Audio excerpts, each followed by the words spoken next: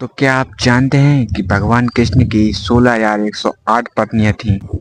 लेकिन क्या आपने कभी सोचा है कि आखिर भगवान की इतनी पत्नियां कैसे हो सकती हैं?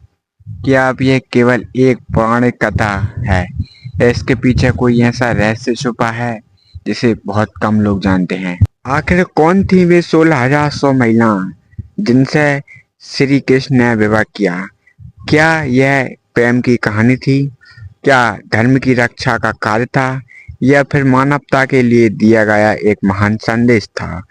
आज की इस वीडियो में हम भगवान श्री कृष्ण की 16,108 पत्नियों के पीछे छिपे पूरे रहस्य, नकासुर की कहानी और उस अद्भुत सत्य को जानेंगे जो आपको सोचने पर मजबूर कर देगा। तो वीडियो को अंत तक जरूर देखिए क्योंकि आगे जो आप जानने वाले हैं वह शायद आपने पहले कभी नहीं सुना होगा। तो नमस्कार दोस्तों, जब भी भगवान श्री कृष्ण का नाम लिया जाता है तब एक प्रश्न अक्सर लोगों के मन में आ जाता है कि आखिर भगवान श्री कृष्ण की 16,108 पत्नियां कैसे थीं? क्या वास्तव में उनकी इतनी पत्नियां थीं? यदि थीं तो इसके पीछे क्या कारण था? क्या ये केवल एक कथा है या इसके पीछे गहरा आध्यात्मिक और ऐतिहासिक रहस्य छिपा है? आज की इस वीडियो में हम भगवान श्री कृष्ण की 16,108 पत्नियों का पूरा रहस्य जानेंगे। हम समझेंगे कि उनकी 8 मुख्य रानियां कौन थीं, बाकी 16,100 महिलाओं से उनका विवाह कैसे हुआ, नकासुर का इससे क्या संबंध था और इस घटना के पीछे छिपा आध्यात्मिक संदेश क्या था। तो वीडियो को अंत तक जरूर देखिए क्योंकि आज आपको ऐसी बात पता चलेगी जिसे बहुत कम लोग जानते हैं। सबसे पहले हम यह समझना होगा कि भगवान कृष्ण की 16,108 पत्नियों में से केवल 8 रानियां उनकी प्रमुख पत्नियां थीं। इन्हें अष्टावक्र कहा जाता है।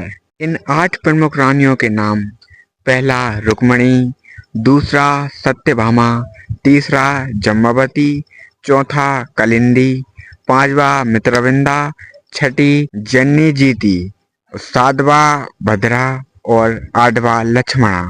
इन सभी का विवाह अलग अलग परिस्थितियों में भगवान कृष्ण से हुआ और प्रत्येक विवाह के पीछे कोई ना कोई विशेष कारण था।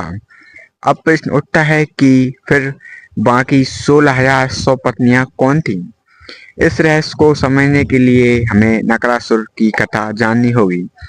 प्राचीन काल में नकासुर का नाम एक अत्यंत शक्तिशाली अत्याचारी असुर था। उसने अपने बल और अहंकार के कारण अनेक राजाओं पर आक्रमण किया और हजारों राजकुमारियों तथा महिलाओं का अपहरण किया।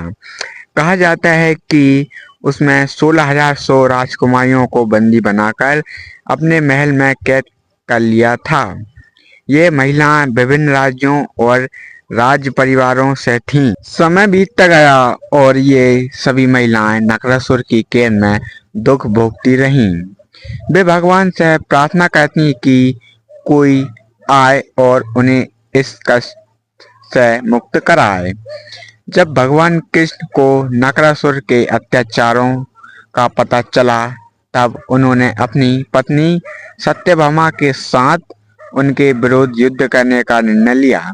एक भीषण युद्ध हुआ, अतः भगवान कृष्ण ने नकासुर का वध कर दिया और उसकी कैद से बंद सभी 16,100 महिलाओं को मुक्त करा दिया। मुक्त होने के बाद उन महिलाओं ने भगवान कृष्ण के सामने एक बड़ी समस्या रखी। उन्होंने कहा कि समाज में अब उन्हें स्वीकार नहीं करेगा क्योंकि यह लंबे समय तक एक असुर के कैद में रहीं, इसलिए लोग उन्हें पर संदेह करेंगे और उनका सम्मान नहीं करेंगे। उन महिलाओं ने भगवान कृष्ण से प्रार्थना की कि वे उन्हें अपना आश्रय दें। भगवान कृष्ण गरुण और धर्म के प्रतीक थे। उन्होंने उन महिलाओं की पीड़ा को समझा। यदि वे उन्हें छोड़ देते तो समाज उन्हें अस्वीकृत कर देता और उनका जीवन अत्यंत कठिन हो जाता। इसी कारण भगवान कृष्ण ने उन सभी 16,100 महिलाओं का सम्मान और सुरक्षा प्रदान करने के लिए उनसे विवाह किया। यही कारण है कि भगवान कृष्ण की कुल पत्नियों की संख्या 16,108 बताई जाती है। अब यहाँ एक और प्रश्न उठता है, क्या भगवान कृष्ण वास्तव में 16,108 अगल अगल महलों में रहते थे? श्री भगवत गीता महापुराण के अनुसार भगवान कृष्ण ने अपनी दिव्य योग्यताओं से स्वयं के 16,108 रूप धारण कर लिए थे।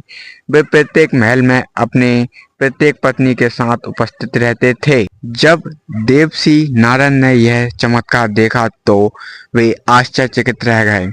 उन्होंने देखा कि भगवान कृष्ण हर महल में अलग अलग कार्य कर रहे हैं। कहीं वे सभा कर रहे हैं, कहीं परिवार के साथ हैं, कहीं पूजा कर रहे हैं, तो कहीं अपनी रानियों से वार्तालाप कर रहे हैं। यह कोई साधारण मनुष्य नहीं कर सकता। यह केवल भगवान की दिव्य शक्ति का प्रमाण था। अब इस कथा का आध्यात्मिक अर्थ भी समझना जरूरी है। कई विद्वानों के अनुसार 16,100 महिलाओं का अर्थ केवल वास्तविक संख्या नहीं, बल्कि यह जीवनताओं का प्रतीक भी माना जाता है। भगवान कृष्ण परमात्मा हैं और सभी जीवन आत्माओं उनकी शरण में आने वाली आत्माएं हैं। जिस प्रकार भगवान ने उन महिलाओं को समाज में तिरस्कार से बचाकर सम्मान दिया, उसी प्रकार परमात्मा हर उस व्यक्ति को स्वीकार करते हैं जो सच्चे मन से उनकी शरण में आता है। यह कथा हमें सिखाती है कि किसी व्यक्ति को सम्मान करके अतीत से नहीं, बल्कि उसके वर्तमान और उसके चरित्र से होना चाहिए। भगवान कृष्ण ने समाज को यह संदेश दिया है कि जिन लोगों के साथ अन्याय हुआ है उन्हें तिरस्कार नहीं, बल्कि सम्मान और संरक्षण मिलना चाहिए। दोस्तों, भगवान कृष्ण की 16,108 पत्नियों की कथा केवल विवाह की कहानी नहीं, यह करुणा, सम्मान, धर्म और मानवता का अद्भुत उदाहरण है। जहाँ एक ओर भगवान ने अत्याचार का अंत किया, वहीं दूसरी ओर पीड़ित महिलाओं को नया जीवन और सम्मान भी दिया। यही कारण है कि भगवान श्री कृष्ण को केवल एक महान योद्धा नहीं, बल्कि करुणा और धर्म के सर्वोच्च प्रतीक के रूप में भी पूजा जाता है। तो दोस्तों, आप अब समझ चुके होंगे कि भगवान श्री कृष्ण 16,108 पत्नियां होने का वास्तविक कारण क्या था और उनके पीछे कौन सा गहरा रहस्य छिपा था। अगर आपको यह जानकारी पसंद आई तो वीडियो को लाइक करें, शेयर करें और चैनल को सब्सक्राइब जरूर करें और कमेंट में जरूर लिखें राधे राधे और जय श्री कृष्ण। धन्यवाद दोस्तों।